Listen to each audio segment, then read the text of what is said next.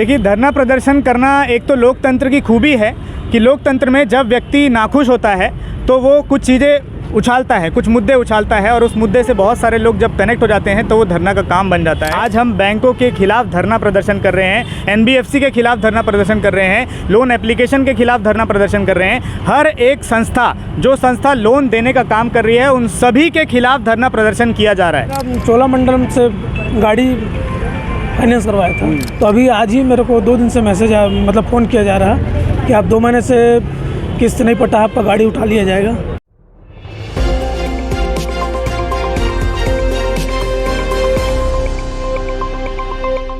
अनैतिक तरीके से बैंकों के द्वारा की जा रही कर्ज वसूली के खिलाफ धरना प्रदर्शन। पॉलिटिकल एक्टिविस्ट रजत सिंह भारतीय कर्ज की समस्या से जूझ रहे लोगों के साथ दुर्ग के हिंदी भवन के सामने धरना पर बैठे।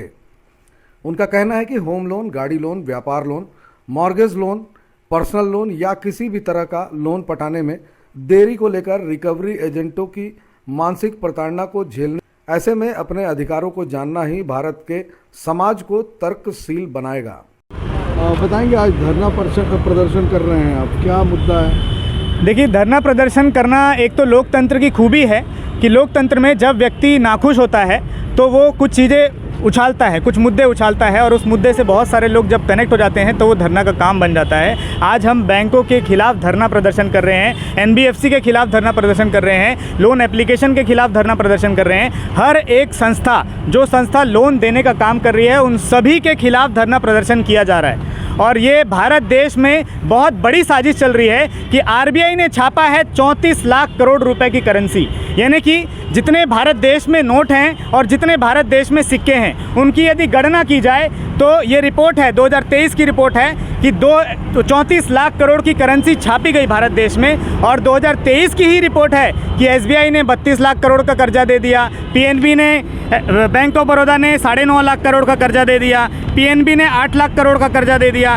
कैनरा बैंक ने 8.5 लाख करोड़ का कर्जा दे दिया। ऐसे करके 34 लाख करोड़ की करेंसी है। और जितने सरकारी बैंक हैं, सरकारी बैंकों ने 85 लाख करोड़ रुपए का कर्जा दे दिया, 2023 की रिपोर्ट है। अब जब 34 लाख करोड़ की करेंसी है और सरकारी बैंकों ने 85 लाख करोड़ का कर्जा दे दिया, तो बाकी एनबीएफसी के पास पैसा कहाँ से आया? बाकी जो प्राइवेट बैंक है उनके पास पैसा कहाँ से आया? बाकी जो लोन एप्लीकेशन है उनके पास पैसा कहाँ से आया? यानी कि ये पूरे देश में ये इतनी बड़ी ठगी चल रही है कि आम व्यक्ति इससे परेशान है। आम व्यक्ति को लगता है कि वो कर्जा ले लिया है, कर्जा लिए तो पटाना पड़ेगा। जिस भी संस्था के पास जाओगे वो यही बोलेगा कि कर्जा लिए हैं तो कर्जा पटाना पड़ेगा। एकदम सही बात है, लेकिन जब देश में करेंसी ही नहीं है, जब देश में नोट ही नहीं है, जब देश में सिक्के ही नहीं है, तो वो व्यक्ति कर्जा कहाँ से पटा पाएगा? और सरकारों से जब सवाल पूछा जाता है तो सरकार भी हाथ खड़े कर लेती है कि हमको नहीं पता। सरकारों से ये सवाल किया जाता है कि कर्जा माफ़ कैसे होता है, तो सरकार बोलती है आरबीआई बताएगी। आरबीआई से पूछा जाता है कि कर्जा माफ़ कैसे किया जाता है, तो आरबीआई बोलता है बैंक बताएंगे। बैंक से पूछा जाए कि कर्जा माफ़ किया जाता है, बोलता है आरबीआई बताएगी। ये पूरी संस्था लोगों के धन के साथ खिलवाड़ कर रही है। नकली पैसा छाप करके लोगों की असली ज़मीनों को हड़पने का कारोबार किया जा रहा है। नकली पैसा छाप करके लोगों के गाड़ियों को हड़पने का कारोबार किया जा रहा है। नकली पैसा छाप करके लोगों की ज़मीनें, सारी चीज़ें कुर्की करी जा रही है। और ये प्रशासन भी चुप है, शासन के लोग भी चुप हैं, और इन सारे नेताओं को पता है कि ये सारी चीज़ें कैसी चली जा रही है, ये सारा व्यवस्था कैसे चल रहा है, ये सारा तंत्र कैसे चल रहा है। और ये सारे लोग जो आज मौजूद हैं, ये आज यही मांग करने के लिए हम लोग बैठे हैं कि सरकारें या तो बताए, आम जनता को भी बताए, क्योंकि ये जो लोकतंत्र है और भारत देश का मैं भी नागरिक हूँ और भारत देश के सभी नागरिक हैं, और सभी लोगों ने बैंकों में अपना अपना पैसा रखा है, अपना अपना धन रखा है। और बैंक यदि कर्जा माफ़ करती है किसी अडानी का, बैंक यदि कर्जा माफ़ करती है किसी अंबानी का, बैंक यदि कर्जा माफ़ करती है किसी कॉरपोरेट सेक्टर का, तो वो कर्जा माफ़ करने की प्रक्रिया क्या होती है, ये सभी नागरिक को जानना है और ये आज ही जानना है। यदि बैंक नहीं करती है तो आरबीआई करती है, यदि आरबीआई करती है तो आरबीआई को भी आज बताना पड़ेगा कि कर्जा माफ़ी की क्या प्रक्रिया है, कैसे कर्जा माफ़ किया जाता है। यदि आरबीआई नहीं करती है, यदि सरकार करती है, क्योंकि वित्त मंत्रालय करता है कभी कभी, तो वित्त मंत्रालय बताएगा कि कर्जा माफ़ की प्रक्रिया क्या है, पूरी प्रक्रिया हमको लिखित में चाहिए। यदि भारत सरकार नहीं बताती है तो राज्यों की सरकार बताएगी, क्योंकि राज्यों की सरकार ने भी किसानों का कर्जा माफ़ किया है, और जब किसानों का भी कर्जा माफ़ हुआ है तो ये प्रक्रिया क्या है इसके बारे में सभी नागरिक को जानना अधिकार है। ये मेरा भी अधिकार है और ये भारत देश के एक एक नागरिक का अधिकार है, क्योंकि बैंकों में मेरा भी पैसा है, एनबीएफसी में मेरा भी पैसा है, बहुत सारे प्राइवेट संस्था काम कर रही है, उसमें सभी नागरिकों का पैसा लगा हुआ है, और ये ठगी हम होने नहीं देंगे भारत देश में। इसी के लिए आज धरना प्रदर्शन किया जा रहा है। काफ़ी लंबे समय से आप लोग का ये कर्जा मुक्ति अभियान चल रहा है जी, तो अभी तक कहाँ तक पहुँचे हैं? क्या केंद्र सरकार ये कहती है कि हमारा जो ये मुद्दा है वो मुद्दा हम बना रहे हैं, जबकि केंद्र सरकार को ये पता नहीं है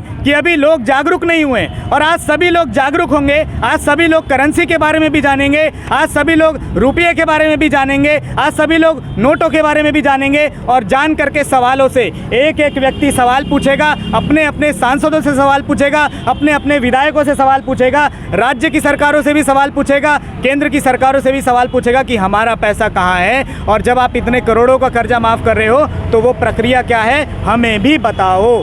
आपके अभियान के द्वारा किस तरह की सहायता की जाती है? हमारे अभियान के द्वारा बहुत सारे लोग जो पर्सनल लोन के शिकार बनाए जाते हैं, आरबीआई ये कहती है कि जो रेगुलेटिंग एंटिटी है वो कभी किसी के साथ बदतमीजी नहीं कर सकती, मिसबिहेव नहीं कर सकती, गालियां नहीं दे सकती, लेकिन आरबीआई की नाक के नीचे पर्सनल लोन जो भी व्यक्ति ले रहा है उसको गालियां दिया जाता है, उसको साथ बदतमीजी की जाती है, उसके घर परिवार के साथ आपराधिक मामले किए जाते हैं। बहुत सारी शिकायतें ऐसी तक आई है कि महिलाओं के साथ व्यभिचार तक किया गया है, और समूह लोन में ज़्यादातर ऐसे केसेस आ रहे हैं जिसमें समूह लोन तो बांटा जा रहा है, लेकिन वो बांटने वाला पुरुष है। व्यक्ति किसको देगा लोन? महिला को लोन देगा, और बांटेगा कौन? पुरुष बांटेगा। और व्यक्ति लेने कौन जाएगा? पुरुष जाएगा। रिकवरी कौन करेगा? पुरुष करेगा, लेकिन लोन लेगी कौन? महिला। और इसी तरीके से ऐसे अपराध किए जा रहे हैं कि पुरुष जब घर पे जाता है महिला को कुछ भी बोल देता है कि तुम अपनी बहन बेटी को बेच दो, तुम अपनी इज्जत बेच दो, तुम मेरे घर आ जाओ, तुम मेरे यहाँ 2 घंटे काम कर लो, तुम मेरा ये काम कर दो, तुम मेरा वो काम कर दो, तब मैं तुम्हारा कर्जा पटाऊंगा, तब मैं तुम्हारा कर्जा माफ़ करूंगा। इसी तरीके से काम किया जा रहा है। हमारी संस्था बार बार लोगों को ये बता रही है कि आपके अधिकारों के साथ अत्याचार हो रहा है, आपके अधिकारों का हनन हो रहा है, और इसीलिए हम सभी यहाँ पर मौजूद हैं। अपना परिचय दो। रजत सिंह भारती, मैं छत्तीसगढ़ से इस अभियान को चला रहा हूं। जितने भी लोग कर्जे से परेशान हैं उन सभी को निःशुल्क सलाह भी दी जा रही है और सरकारों से सवाल भी किया जा रहा है। सर, मेरा नाम शंकर वर्मा है, मैं चिरमिरी से हूँ, एमसीबी जिला से आया हूँ, और मेरा चोलामंडलम से गाड़ी फाइनेंस करवाया था। तो वहाँ से अब जहाँ मैं जॉब कर रहा था चिरमिरी में, वहाँ 2 महीना हो गया। मेरे फैमिली पूरा यहाँ रहती है भाटापारा में, तो वहाँ से मैं अपने फैमिली के साथ रहने के लिए अब यहाँ आया, तो 2 महीना हो गया जॉब छोड़ दिया हूँ। तो अभी आज ही मेरे को 2 दिन से मैसेज आया, मतलब फ़ोन किया जा रहा है कि आप 2 महीने से किस्त नहीं पटा, आपका गाड़ी उठा लिया जाएगा। इस टाइप का मेरे को बैंक मतलब धमकी दिया जा रहा है। तो कुछ बदतमीजी भी कर रहे थे, ऐसा कुछ बात सामने? बस ये धमकी दिया जा रहा है कि मेरे को कि गाड़ी उठा लेंगे, नहीं तो बाकी आप समझना, फिर क्या पेनल्टी लगेगा, क्या करना फिर उसमें, और 2 किस्त जो आप नहीं पटाए हैं उसमें फिर और ज़्यादा लगेगा, फिर आप समझना, ये बोल रहे हैं सर। गायत्री देवदास, रायपुर से। क्या समस्या है? समस्या ये है कि मैं जनरल फाइनेंस बैंक से 50,000 का लोन ली थी। 50,000 लोन लेने के बाद में हर महीना मेरा पेमेंट जा रहा है, लेट से देर थी, पर हर महीना जा रहा है। ऐसा नहीं हुआ कि इस महीने का पैसा उस महीने दूँ या उस महीने का पैसा उसमें दूँ, ऐसा नहीं हुआ है। जिस महीने का पैसा है उसी महीने में दी हूँ मैं। उस दिन क्या हुआ, 1 तारीख को पेमेंट देना था, लेकिन उससे पहले क्या तबीयत खराब होने की वजह से मैं हॉस्पिटल में थी, तो लेट हो गया पेमेंट देने के लिए। सर आए, उनको बताए भी, उनको बोली भी मैं कल दे दूँगी करके, लेकिन उनका मानना था कि हम लोग कहीं भाग जाएंगे। उन लोग का कहना था कि अगर जो भी बात करना है आपको, आप सीनियर से बात कीजिए। मेरे को 3 लड़के आए थे वहाँ से बैंक से, मेरे को बोले चलो साथ में। मेरे पति उसी समय आए, बोले कि भाई तुम कहाँ लेके जा रहे हो, तो उसको बोलते हैं कि इसको हम बैंक लेके जा रहे हैं, हमारे सर बुला रहे हैं। तो अकेली में मेरी पत्नी को अकेले कैसे लेके जाओगे, मैं भी जाऊंगा साथ में। तो वो बोलते कि हमारी गाड़ी में 3 सवारी नहीं जा सकते, है ना। तो बोलते 3 सवारी नहीं जा सकते, तो मेरी पत्नी को अकेले कैसे लेके जाओगे आप, मैं तो चलूँगा साथ में। ज़बरदस्ती गाड़ी में बैठे, फिर वह गए, जाने के बाद हम लोग थोड़ी देर बैठे रहे। तो वो जो सर लेके हमको गए थे ना, वो बोले सीनियर आएंगे तो बात करना। अब वो सीनियर आए, हम अंदर गए, तो उनको प्यार से बोलना चाहिए ना कि मैडम आपका पैसा क्यों नहीं आया, कैसे आया, ऐसा बोलना चाहिए ना। तो नहीं, वो सुनने के लिए तैयार नहीं थे, जितना बदतमीजी से बात कर रहे थे। बोलते हैं कि तुम लोग लोन नहीं चुका सकते तो लेते क्यों हो, हम लोग नौकर हैं क्या तुम्हारे, या तुम्हारी इसके क्या आपको रिश्ते। ऐसा लगा कि बंधक बनाया गया है? जी हाँ, हमको क्या है 3 साढ़े 3 4 बजे के आसपास लेके गए थे। हम 6 बजे तक बैठे थे वहाँ। 5 बजने के बाद मेरे पति बोले कि 5 बज गया है, ऑफिस बंद होने का समय हो गया है, तो जाएंगे हम लोग घर। उसको बोले भी सर को कि अगर अभी मान नहीं रहे हो तो हम 9 बजे के बाद दे देंगे पैसा किसी से मांग के, लेकिन अभी हम जाएंगे तभी दे पाएंगे। तो बोलते हैं नहीं, तुम यहाँ बैठो, तुम्हारा पति ढूंढ के लाएगा पैसा। हम घड़ी देखे, शाम को 6 बज गया था। मेरे पति बोले कि अंधेला हो रहा है, मैं अपनी पत्नी को तुम्हारे भरोसे छोड़ के कैसे पैसे लेने जा सकता हूँ मैं। ऐसा कर मेरे पति बोले तो मेरे पति के साथ गुंडागर्दी किए हैं वो। तो क्या इसको लेकर कहीं पुलिस में रिपोर्ट? जी हाँ, डीडी नगर थाना में रिपोर्ट हुआ है ना। एक तो जबरदस्ती मेरे को लेके भी गए हैं, फिर मेरे पति के साथ गुंडागर्दी किए हैं मेरे साथ। बोलते हैं आखिर में क्या बोलते हैं कि आप बैठे रहो, आपको तो पैसा देना नहीं है, आप तो सोच लिए हो, है ना, आप बैठे रहो, मेरे स्टाफ के लड़के लोग आएंगे बाहर से, फिर वो आपको बेइज्जती करेंगे, वो आपको अच्छा लगेगा। तो आप ये बताइए कि महिला का बेइज्जती का मतलब होता क्या है? साड़ी खींचना होता है, ब्लाउज खींचना होता है, क्या होता क्या है? ये हमारे हिसाब से तो ऐसा ही होता है ना। उनका हिसाब से क्या है?